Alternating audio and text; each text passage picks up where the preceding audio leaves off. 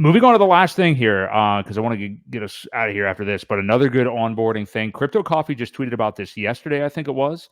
Alchemy Pay and PulseChain DAO create a new way to onboard with a credit card. Now, again, this could be another thing if you're worried about security or don't want to use bridges or something like that. Or maybe even more importantly, if you don't give a shit about fees or anything and you're like, wow, I want to get these prices. I'm not going to have like cold hard cashish coming in for a little while. So I just want to go ahead and ape in. Doing it via credit card, even with a high fee, may be for you. So we do have that here. I'm trying to find it so I can read it off to myself here. Yep, you got it. Yeah, I'm just pulling it up on my end so I can. There we go. So, yeah, good PulseChain news. Pulse just got easier to buy. The PulseChain Foundation DAO has collaborated with Alchemy Pay to make onboarding easier worldwide. Available globally, including USA, KYC, selfie, and ID required. Easy to buy with Google Pay, Apple Pay, Visa, MasterCard, Skrill, and more, depending upon where you live. Process takes 10 minutes, approximately a 5% fee, $2,000 limit per buy. 50K limit monthly. I didn't see the 2,000 thing, so $2,000 per buy. Yeah, per buy. If you are a builder and want to integrate the Alchemy Pay widget on your app, such as at Internet Money IO, please DM me privately. Yada yada.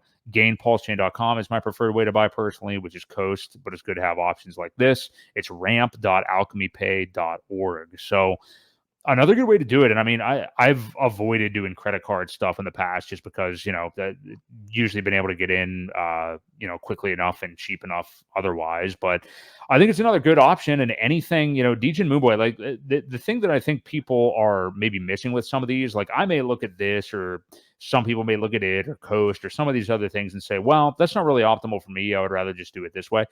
That's fine but what you want to realize is this is also focused on retail, and the more people that are coming in that may not care. And remember, there's going to be massive FOMO at some point. Now, we've not really experienced that, in 3.5 years, but there is going to be massive FOMO at some point, and people may not care about fees as much. They may have a big enough clip that they want to enter in that they just don't care what the fee is, and they just want to get in because the price is rising up. So you're going to see some absolute moronic decisions by people. And, I'm not saying that buying PulseChain is moronic, but at any token at the end of a market cycle, you may be buying into, toward a top, and people will do that with lots of money. I mean, it's happened before. I've done it. Many of us have done it. That's what green candles do to people. Exactly. So yeah, what do you make of this one, Ewok? It reminds me of there's another one kind of similar to this. I forget what it's called now, but yeah, I think Change Now. Yeah, I think it's just that. It reminds me a lot of Change Now as well. It's very similar. I think that 5% is a little much, but again, like you said, you're in a hurry. These things are pretty quick. I think it goes through pretty quick. You're not relying on waiting on a bridge, things like that. So sometimes you do pay a fee for speed.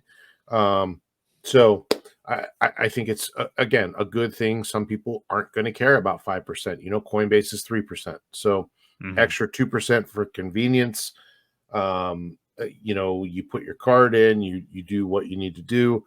You hit buy now, you put your address in, and boom, it goes right to your address. There's no waiting on a bridge. There's no waiting on transfers.